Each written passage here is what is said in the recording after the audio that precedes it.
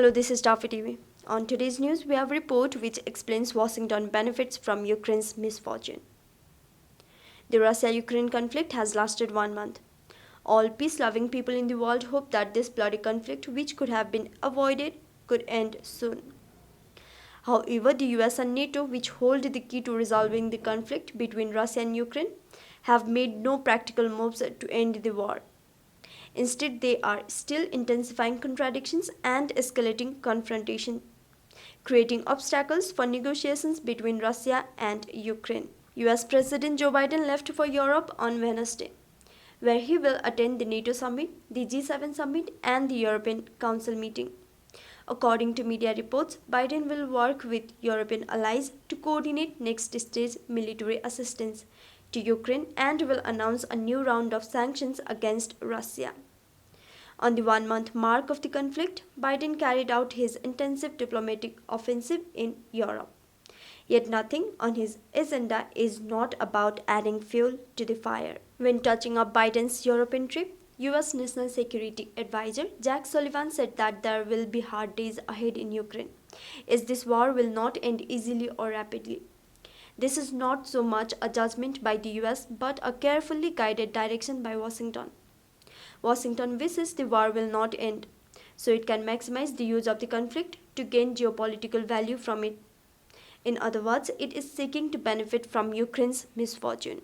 Because of this, the US and Europe may seem to appear close, but their substantive differences are deepening. While Washington is obsessed with delaying Russia-Ukraine negotiations, Europe wants security and stability. There are emerging anti-war voices in Europe, and these voices include disapproval toward Washington's arms delivery to Ukraine. More and more Europeans realize that blindly sending armies to Ukraine is heading towards the opposite direction of the security goals they pursue. In addition, the result of long-term extreme sanctions must be that the US gets rich. Europe pays the bill and Ukraine bleeds. Washington can't hide these petty ideas. Also, because of this, Biden has to stabilize Europe when it has wavering intentions. It is not difficult to imagine that Washington will pull out the transatlantic friendship, diplomatic alliance, and other small cards from its pocket and distribute them to friends as passes to the World VIP Club, using the illusory honor to extract high dues. Washington also exerts strong pressure on neutral countries that don't join the club, criticizing India for being shaky on one hand and sensationalizing China's threat to peace on the other. Isn't this a typical mafia approach? As the saying goes, it is up to the door to undo the knot.